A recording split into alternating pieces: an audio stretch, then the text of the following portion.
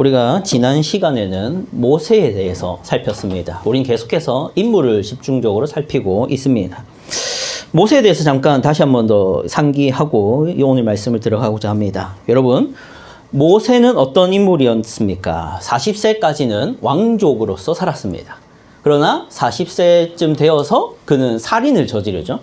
왜 살인을 저질렀냐면 그는 원래 히브리 민족인지 몰랐는데 늦게 알게 됐죠. 알게 되고 보니까 히브리 민족들이 밖에서 노동을 하고 있었지 않습니까? 바로 왕이 그를 노역을 심하게 시켰습니다. 왜냐하면 히브리 민족의 수가 자꾸 늘어나니까 그 수를 줄이거나 아니면 반항하지 못하게 하려고 종로하게 만들었습니다. 그래서 모세는 왕족이면서 이제는 히브리 민족이란 정체성을 깨닫고 그 노역을 하고 있는 형제들에게 갔는데 하필 그날 너무 심하게 자기 형제들이 핍박을 당하는 모습을 보고 애굽인을 때려 죽이게 되죠. 자, 그런데 그의 그런 행동은 정의로운 행동이었을 수 있습니다. 그 자신에게는요. 자신의 민족을 위해서 그는 나름대로 살인이라는 죄까지 범하게 되었습니다. 하지만 이것을 히브리 민족들이 과연 기꺼워했느냐 했을 때 그렇지 않죠. 그것을 공로를 알아주지 않고 뿐만 아니라 바로 왕이 이 사실을 알게 되었다는 것을 두려워하게 되어서 모세는 도망을 갔습니다. 40세 도망을 갔죠. 도망을 가서 이제 광야에서 40년간 목자로서 살아갑니다. 40년간. 그래서 80세가 되죠. 80세가 돼서 하나님이 모세에게 나타났더라. 이게 우리가 지난주에 살폈던 본문의 시점이었습니다. 하나님이 모세에게 나타나셨는데 어떻게 나타나셨냐 했을 때 하나님이 이렇게 소개하시죠. 나는 스스로 있는 자이니라. 이거 기억하시죠? 하나님이 자기를 나는 스스로 있는 자이니라 라고 말씀을 하세요. 그리고 모세에게 무엇을 요구하냐면 이제 가서 이스라엘 민족들을 구원하는데 내가 너를 쓰겠다라는 명령합니다. 뭐 길게 얘기를 했지만 결국 이 말씀이 주는 교훈은 뭐냐면 하나님은 스스로 있는 자라는 것이고 모세는 한심하기 짝이 없는 모습의 이런 대조가 이 말씀 속에서 나오고 있다라는 것이었습니다. 자, 여러분, 이 말씀이 주는 교훈이 무엇이었습니까? 하나님께서는 스스로 있는 자라는 그 표현이 무슨 의미이겠습니까? 그것은 바로 하나님이 모세의 뛰어남이나 모세의 어떤 성실함이나 모세의 잘남이나 모세의 어떤 의욕과는 상관없이 하나님은 자기가 원하는 대로 일하시는 분이다라는 말입니다. 이것이 어떻게 보면 하나님은 이기적인 분이다라고 생각하실지도 모르겠지만 그런 의미가 아니라고 했죠. 하나님께는 누군가를 통해서 일을 하실 때 그 누군가가 잘났든지 못났든지 상관이 없다. 그런 분이다. 그게 스스로 있는 자이니라라는 말씀의 의미라고 했습니다. 여러분, 그 말씀이 어디서 잘 나타났냐면은 떨기나무 사건 아십니까? 떨기나무 사건 모두 들어보셨습니까? 거기서 떨기나무가 있는데 불타오르고 있죠. 근데 불은 타면 원래는 떨기나무가 어떻게 돼야 됐습니까? 소멸이 되어서 재가 돼야 되죠. 근데 재가 됩니까? 안 되는데 불은 계속 타오르는 모습을 보여주셨습니다. 그게 뭐냐면 모세를 통해서 이제 하나님이 구원 사역을 하는데 모세가 이것을 하고 싶든 하기 싫든 할 수 있을 만한 능력이 있든 할 수 있을 만한 능력이 없든 모세가 이것을 의욕적으로 하고 싶어 하든 아니든 상관이 없다는 겁니다. 하나님은 스스로 있는 자이니라 곧 내가 알아서 한다라는 의미입니다. 이 분을 믿는 게 기독교 신앙입니다. 여러분, 그게 핵심이에요. 우리는 하나님이 일하시게 하려고 나 자신의 퀄리티를 높이거나 혹은 나 자신의 퀄리티를 낮춰서 하나님이 더 용이하게 일할 수 있고 하나님의 일하시는데 방해가 될 거라는 생각을 해서는 안 된다는 겁니다. 그럴 수 있잖아요. 내가 기도를 많이 안 했더니 하나님이 일을 그르치셨구나. 내가 더 성경을 열심히 읽고 있지 않으니 하나님이 나를 통해서 일하지 못하시는구나. 내가 뭔가 더 열심히 섬기지 못하니 하나님이 나에게 주시려고 했던 것을 못 주시고 계시구나 하는 신앙. 그건 신앙이 아니라 자기를 믿는 거죠. 내가 얼마나 잘하느냐가 좋은 결과를 낳는 것이니까요. 그게 아니라 했지 않습니까? 하나님은 스스로 있는 자이니라. 너 떨기나무인 너를 태워서 내가 탈 수 있는 게 아니라 나는 그냥 탈 수 있다. 너는 중요하지 않다. 너의 헌신이나 너의 열심 중요하지 않다. 내가 너를 만드는 거지 네가 나를 만드는 게 아니다. 이게 신앙입니다. 이게 기독교 신앙입니다. 그래서 기독교 신앙생활 하면서 여러분이 이 점 주의하라 했습니다. 여러분이 잘났지 않아도 됩니다. 여러분이 부족해도 된다고요. 물론 그렇다고 해서 일부러 부족하려 하고 일부러 일을 안 하려 하고 일부러 순종하지 않으려 그런 태도를 권장하는 게 아닙니다. 이럴 수 있잖아요. 아, 내가 이렇게 사는데 하나님이 나를 좋아하실까? 내가 이렇게 사는데 나를 통해서 일을 하신다고? 이 한국교회가 이따위 이 모습인데 왜 어떻게 해서 이 교회를 통해서 하나님이 일할 수 있는가? 이런 의심을 할 필요가 없다는 겁니다. 여러분, 믿음이 무엇입니까? 내가 잘한다는 믿음이 아니잖아요. 하나님이 잘하신다의 믿음입니다. 이게 믿음입니다. 이게 지난주 설교 내용이었습니다. 오늘은 이제 욥에 대해서 살펴보고자 합니다. 욥에 대해서 살펴볼 때 욥이라는 인물의 이미지를 여러분 어떤 이미지를 가지고 계십니까? 욥 하면은 떠오르는 단어가 계십니까? 저는 이런 단어가 떠올라요. 고통. 고통이 떠오릅니다. 왜 욥 하면 고통이 떠오르냐? 욥이 그 고통을 무진장 당해요. 고통을 무진장 당합니다. 자, 욥기 전체는 너무 길어서 이게 본문을 읽으면서 얘기할 수는 없고 그냥 제가 쭉 서술해 드리도록 하겠습니다. 첫 번째, 하늘에서 불이 갑자기 내려와가지고 가축과 양을 다 죽여버려요. 두 번째, 스바, 요즘으로 치면 에티오피아 지역인데 스바 민족과 갈대아, 지금으로 치면 이란 지역인데요. 거기서 침략을 하러 와가지고 자신의 또 종과 가축들을 또 이렇게 빼앗겨요. 세 번째, 갑자기 태풍이 불어서 자녀들이 이제 잔치를 벌이고 있는데 자녀들이 날아가서 죽어버려요. 10남매가 죽습니다. 그리고 네 번째, 온몸에 이제 악창이라고 하는데 성경 표현으로는 온몸에 피부병이 나요. 피부병이. 그래서 기왓장 같은 거, 뭐 우리나라 표현은 기왓장이잖아. 돌이겠죠. 그걸로 막 몸을 붓붓 긁어도 간지러움이 안 해결되는 정도로 피부병이 걸립니다. 다섯 번째, 뼛속까지 쑤시는 증상이 나타났대요. 요즘으로 치면 의학적으로 무슨 증상입니까? 골다공증입니다. 여섯 번째, 호흡곤란이 일어나면서 침을 못 삼키겠다고 합니다. 코로나 같은 증상이라 할 수 있는데 감기라고 보시면 될 것 같습니다. 일곱 번째는 살이 메말라서 이제 뼈가 보일 정도로 되었다라고 고백을 합니다. 그리고 여덟 번째, 온몸에 구더기가 살는 상태가 되었다라고 말합니다. 그리고 아홉 번째, 피부가 새까맣게 탔다 합니다.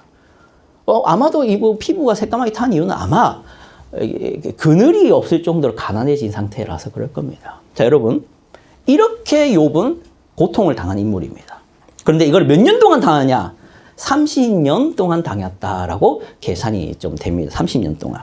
자, 이러한 욥기를 설교하면서 일반적으로 어떤 교훈을 받을 수 있냐면 여러분이 욥이 인내했더니 복을 받았더라, 이런 교훈을 받을 수 있습니다. 또 어떤 일반적인 설교를 들을 수 있냐면 고통 중에도 욥이 하나님을 원망하지 않았더니 하나님께서 욥을 좋게 여겨주셨다, 이런 교훈을 받을 수도 있습니다. 근데 이렇게 적용하는 것도 괜찮습니다. 그래서 이제 성도님들은 이런 교훈을 받으면서 어떤 이제 적용을 하게 되냐면, 나도 욥처럼 어떤 고통과 괴로운 상황에서도 인내하고 견디면 복 받는다, 라는 적용을 할 수 있겠죠. 그런 적용할 수 있지 않겠습니까? 욥이 인내했더니 복을 받았지.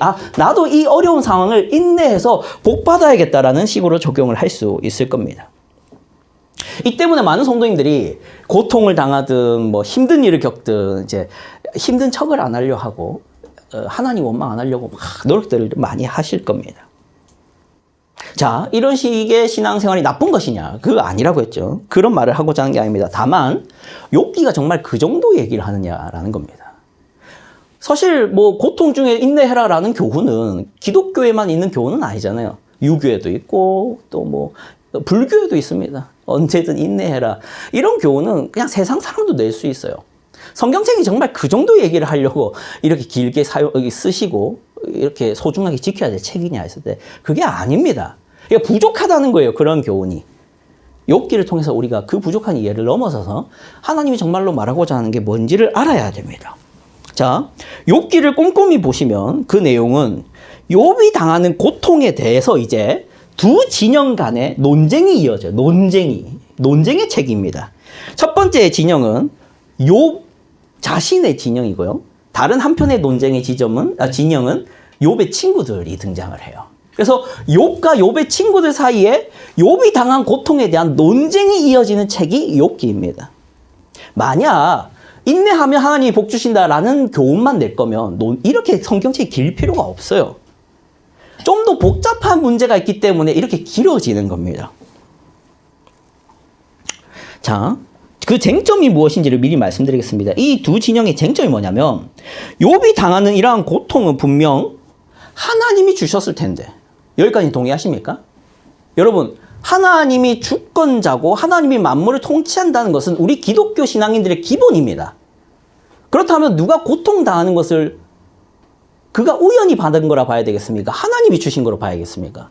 하나님이 주신 거로 봐야 되는 게 기본적인 신앙입니다. 자, 그러면 욥이 지금 고통을 당하잖아요. 그럼 분명 하나님이 주신 고통일 텐데 욥이 도대체 뭘 잘못했길래 그 고통을 주시는가에 대한 것이 쟁점입니다. 욥의 친구들은 자꾸 이렇게 말해요. 너 고통당하는 거 보니까, 결과를 보니까 너 죄 지었을 거다라고 얘기를 합니다. 그러니까 충현이가 졸업을 못하고 있는 거 아직 일어난 일이 아니니까 저주하는 거 아닙니다. 졸업을 못하고 있는 거 보니까 너 하나님께 제대로 기도 안 했구나 이런 말을 하는 것이 욥의 친구들의 태도인 거죠. 오늘 민영이가 이거 민감하니까 넘어갑시다. 우리 예준이 통과했죠? 운전면허. 오케이. 그러니까 예준이니까 이제 가상으로 합시다. 예준이가 만약에 면접에 떨어졌습니다. 예준이 떨어진 거 보니까 예준이 너 혹시 최근에 죄 지은 거 없어? 이런 식으로 얘기하는 게 욥의 친구들의 논리예요. 근데 이게 논리적으로 맞는 것처럼 보입니다. 왜냐하면 보세요. 아까 말했죠. 우리가 믿는 하나님은 죄를 심판하신 하나님 맞습니까? 여러분 믿는 하나님 맞아요? 두 번째, 모든 일들을 하나님이 주관하시는 거 맞습니까? 그럼 욥이 지금 고통당하잖아요. 그러면 논리적 귀결상 그가 죄를 지었다라는 얘기를 하는 게 논리적입니다.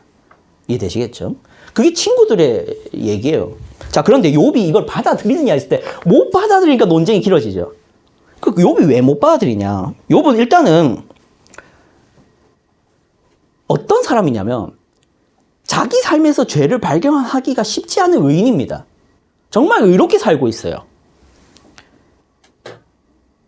그렇다 보니까 욥이 받아들이지 못하는 지점은 뭐냐면 이겁니다. 나보다 악한 사람이 이렇게 많은데 입니다. 나보다 분명 악하게 살아가고 있는 사람이 이렇게 많은데 왜 나만? 왜 내가 이 고통을 당해야 되지? 다 안 받아들여지는 겁니다. 이해되시겠나요? 여러분 신앙생활 하면 무조건 걸리는 장애물이 이 지점입니다. 여러분 고통 당하죠? 언젠가는 실패할 겁니다. 지금까지 실패 안 하셨던 분일지라도 혹은 이미 실패를 겪어와서 힘든 사람도 계실 겁니다. 자, 그런 여러분 마음속에 드는 것은 내가 신앙생활을 하는데 신앙생활을 안 하는 죄는 나는 이 장애물이 된다고요.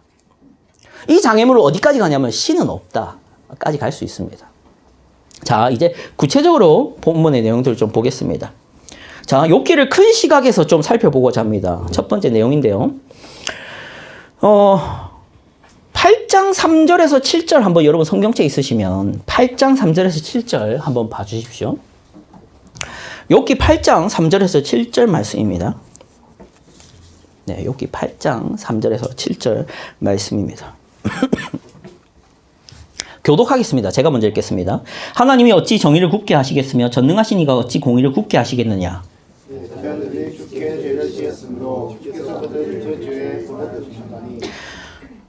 내가 만일 하나님을 찾으며 전능하신 이에게 간구하고 또 경천하고 경지가하면 반드시 너를 거두시고 내 외로운 스스로를 평안하게 하실 것이라. 내 시작은 미약하였으나 내 나중은 심히 창대하리라. 아멘. 여기까지만 읽으시면 돼요. 여러분 7절 말씀 유명한 구절이죠. 이거 집집마다 걸려있고 가게에도 주로 음식점 하시는 가게에도 많이 있어요. 이게 창대해지고 싶은 욕구에 그런 표현이라 할 수 있는데 자 여러분 근데 이거 주의해야 될 게 이 말은 지금 욥이 하고 있는 말이 아니라 욥의 친구인 빌닷이 하는 말입니다. 근데 욥의 친구들이 자꾸 무슨 논리를 펼치고 있었다 했죠? 욥 네가 고통당하는 거 보니까 네가 죄를 지었겠지가 그들의 논리지 않습니까? 이 말씀도 잘 보시면 네가 죄를 지었지만 이제 그 죄를 회개하면 네가 죄를 회개하면, 네 자녀들도 죄를 지어서 그렇게 됐고 너도 이제 하나님을 찾으면 창대하게 되겠지. 지금은 너가 이렇게 한심하지 마. 여러분, 이 좋은 말이 아닙니다. 악담입니다. 너 죄 지었으니까 이렇게 된 거야 입니다.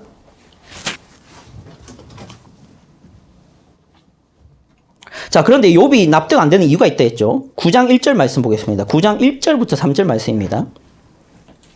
9장 1절부터 3절 말씀입니다. 네, 교독하겠습니다. 제가 먼저 읽겠습니다. 욥이 대답하여 이르되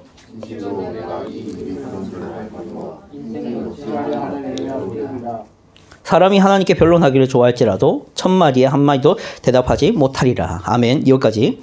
자, 여러분, 욥이 이제 9장에서 8장에서 빌닷의 말을 듣고 9장에서 욥이 이렇게 말하죠. 그래, 네 말 들어보니까 인생이 하나님 앞에서 의로운 사람은 없지. 그래, 모든 인생이 죄인 맞다. 나도 네 말에 공감하고 동의한다.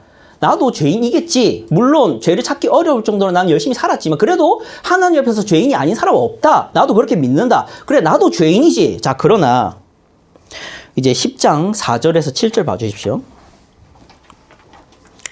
10장 4절에서 7절 말씀입니다. 교독하겠습니다. 주께도 육신의 눈이 있나이까? 주께서 사람처럼 보시나이까? 주의 자리 어떤 사람의 날과 같이로 주의가 어찌 나의 허물을 찾으시며 나의 죄를 들추어내시나이까? 주께서는 내가 아끼지 않은 줄 아시나이다. 주께서 나를 포기할지라도 없나이다. 여기서 욥은 하나님을 원망하는 얘기를 좀 합니다. 4절에 보시면 주께도 육신의 눈이 있나이까? 무슨 말입니까? 하나님이 보시는 눈이 사람과 비슷한 오류를 가진 눈입니까? 라는 질문합니다. 이거 무슨 말이에요? 하나님은 지금 나를 잘못 판단하고 계십니다. 입니다. 저는 의인입니다. 저는 죄를 지은 것이 그리 많지 않습니다. 근데 왜 하나님은 지금 잘못된 판단을 내리십니까? 라는 원망입니다. 그래서 7절에 이렇게까지 말하죠. 내가 악하지 않은 줄을 주님은 아시나이다 라고 말합니다.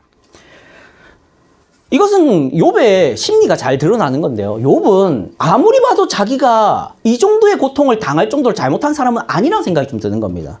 특히 상대적으로 더 그렇습니다. 절대적으로 봤을 때 하나님 앞에서 죄인인 건 맞다. 하지만 상대적으로 봤을 때 나는 그래도 승민이보단 나은데, 은배청년보다 나은데, 민정자매보다 나은데 라는 말을 하고 있는 거예요. 그게 어디서 정확하게 드러나냐면 21장 7절 말씀입니다. 여러분 21장 7절에서 10절 말씀입니다. 7절만 읽어볼게요. 다 읽으면 시간이 없고 21장 7절입니다. 같이 읽을게요. 시작. 어찌하여 악인이 생존하고 장수하며 세력이 강하냐. 이 말이 나온다고요. 이 말이. 나보다 이렇게 악한 사람들이 잘 살고 있지 않느냐. 떵떵거리며 살고 복받고 있지 않냐. 그들은 불행하지 않고 그들은 고통당하지 않고 있지 않느냐. 왜 그런데 나에게 이 고통이 오느냐. 이게 납득이 안 된다는 겁니다. 자, 여기까지만 이제 얘기를 하고 여러분 욥기 1장 오늘 말씀입니다. 욥기 1장 1절과 8절을 봐주십시오. 1절만 좀 보겠습니다. 욥기 1장 1절입니다. 욥기를 어떻게 시작하고 있는지를 잘 기억하셔야 됩니다. 같이 읽어볼게요. 시작. 우스 땅에 욥이라 불리는 사람이 있었는데 그 사람은 온전하고 정직하여 하나님을 경외하며 악에서 떠난 자더라. 아멘. 욥은 어떤 자입니까? 악에서 떠난 의인입니다. 이거는 성경책도 인정하는 겁니다. 자, 그러면 욥이 왜 고통당하고 있습니까? 하나님은 이 의인 욥을, 악에서 떠난 욥을, 저 악인들을, 저 명백한 악인들을 냅두고 왜 욥에게 이런 고통들을 주게 된 겁니까? 이 답을 알려주는 게 욥기서라고요. 자, 그 답에 대해서 좀 생각해 봤으면 좋겠습니다. 여러분, 악인의 고통이든 의인의 고통이든 다 의미가 있습니다. 하나님께는요. 여러분, 세상 사람들은요, 악인이 고통당하는 것은 납득을 잘하지만 의인이 고통을 당하는 건 납득을 못합니다. 그렇죠? 생각해 보십시오.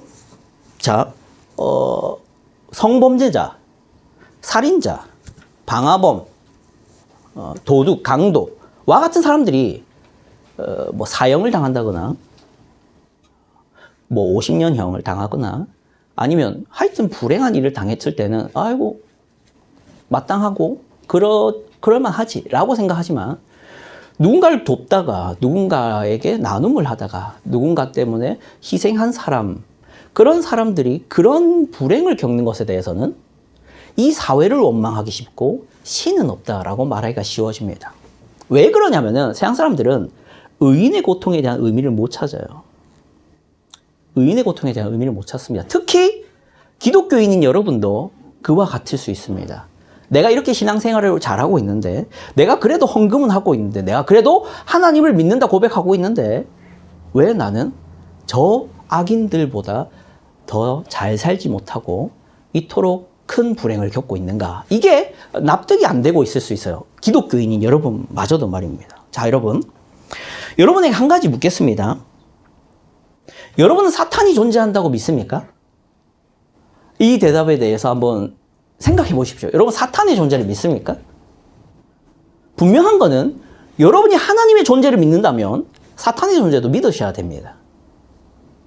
사탄의 존재를 안 믿는다면 하나님의 존재도 여러분 믿을 수가 없습니다. 믿지 않겠죠.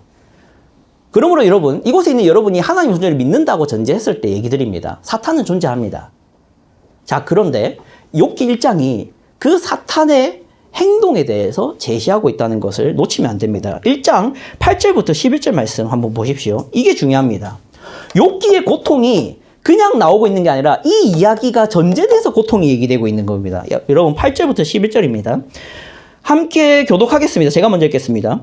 여호와께서 사탄에게 이르시되 네가 내 종 욥을 주의하여 보았느냐? 그와 같이 온전하고 정직하여 하나님을 경외하며 악에서 떠난 자는 세상에 없느니라. 사탄이 여호와께 대답하여 이르되 욥이 어찌 가증없이 하나님을 경외하리까? 주께서 그와 그의 집과 그의 모든 소유물을 울타리로 두르심 때문이 아니니까. 주께서 그의 손으로 하는 바를 복되게 하사 그의 소유물이 땅에 넘치게 하셨음이니이다. 이제 주의 손을 펴서 그의 모든 소유물을 치소서. 그리하시면 큰 것이 주를 향하여 욕하지 않으리까이까. 아멘. 여러분, 이 말씀을 서로 하나 신화로 읽으시면 안 됩니다. 이 말씀은 실제 있는 일들입니다. 어떤 일입니까? 하나님이 뭘 하십니까? 8절에서 자기 종을 뭐 하고 있습니까? 자랑하고 있습니다. 그렇죠. 내 종 욥 봤냐? 걔 참 착하다. 걔가 정말 온전하고 나에게 잘한다. 이거 자랑하고 있습니다. 하나님은 어떤 분이라고요? 자기가 부르셔서 회복하셔서 구원한 하나님의 백성을 너 이제 왔냐? 이래라. 이런 분이 아니라 자랑하고 싶어 하는 분입니다. 그러니까 구원이란, 기독교의 구원이란 너 하나님 나라 들어와라. 이게 궁극적인 목적이 아니라 하나님이 자랑하고 싶어 하는 겁니다. 그게 궁극적인 목적입니다. 그래서 우리는 뭐라 합니까? 하나님께 영광 돌리는 게 우리의 목적이라 하듯이 하나님은 자랑하는 게 우리의 목적이라고 표현하는 겁니다. 자, 그런데 사탄이 시비를 걸죠. 사탄이 시비를 겁니다. 뭐라고 시비 겁니까? 그가 까닭없이 그렇게 하겠나이까입니다. 여러분, 생각해 보십시오. 기브 앤 테이크의 문제가 시비가 걸리고 있는 겁니다. 예를 들어서 여러분이 누군가에게 친절을 베풀거나 나눔을 행할 때 여러분의 그 친절이 순수한 의도라는 것을 어떻게 드러내시겠습니까? 대가를 안 바랄 때입니다. 여러분이 만약에 누군가에게 친절을 베풀고 대가를 기대한다면 여러분 순수한 의도가 아니었다는 것이죠. 여러분의 친절이 순수했다는 것을 증명하려면 거기에 대한 어떤 대가도 바라지 않는 것을 보여야 합니다. 마찬가지입니다. 여러분의 하나님에 대한 신앙과 하나님에 대한 믿음과 하나님에 대한 사랑이 순수하다는 것을 시비를 계속 거는 존재가 있습니다. 누구라고요? 사탄입니다. 그래서 하나님은 뭐라고 대답하시죠? 12절 말씀입니다. 같이 읽어보죠. 시작. 여호와께서 사탄에게 이르시되 네가 그의 소유물을 다 내 손에 맡기노라. 다만 그의 몸에는 내 손으로 대지 말지니라. 사탄이 그 여호와 앞에서 물러가니라. 신자의 고통이 그래서 존재하는 겁니다, 여러분. 예수 믿고 하나님을 신앙한다 했음에도 불구하고 세상 사람과 별반 다르지 않는 고통을 동일하게 당하는 것에 대해서 의문을 제기할 수 있지 않습니까? 그런데 하나님이 왜 의인에게, 신자에게도 고통을 여전히 당하게 하시느냐? 여러분의 믿음이, 여러분의 신앙이, 여러분의 하나님에 대한 사랑이 순수하지 않다라는 시비를 거는 존재가 끝없이 그 옆에서 말하고 있기 때문입니다. 그래서 하나님은 신자에게 고통을 허락하셔서 여러분에게 증명을 요구합니다. 무슨 증명이요? 자, 사탄 얘기 들었지? 자, 이제 나랑 해보자. 너가 나 사랑하는 거 순수하다는 걸 한번 보여보자. 내가 너의 것을 가져가 볼게. 내가 너의 건강도 가져가 볼게. 너의 물질도 가져가 볼게. 그래도 너 나 사랑하는 거 한번 보여줘. 그래서 고통이 존재한다고요.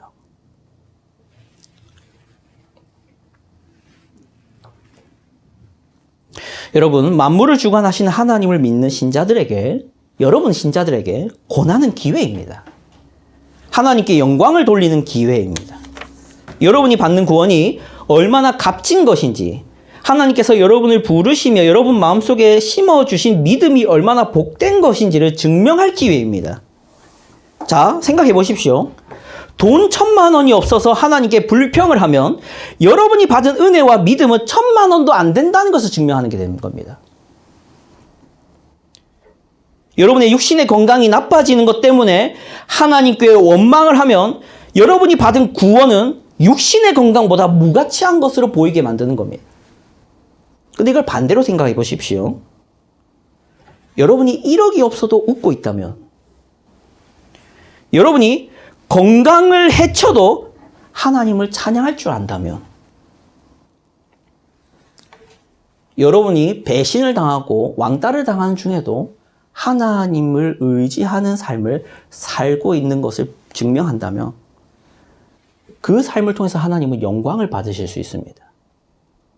어떻게 영광을 받습니까? 여러분의 그러한 믿음이 하나님이 주신 거지 않습니까? 그 믿음이, 그 선물이 얼마나 값진 것인지, 하나님이란 분이 여러분에게 얼마나 소중한 분인지, 세상 모든 가치와 세상 모든 속된 물질들을 다 잃어버릴지라도 하나님이 내게 주신 선물, 곧 구원이 얼마나 위대하고 가치 있는 것인지를 그렇게 보일 수 있습니다. 그래서 신자에게는 고통이 여전히 주어질 수 있는 겁니다. 자, 여러분, 베드로전서 4장 16절 말씀 보겠습니다. 베드로전서 4장 16절 말씀입니다.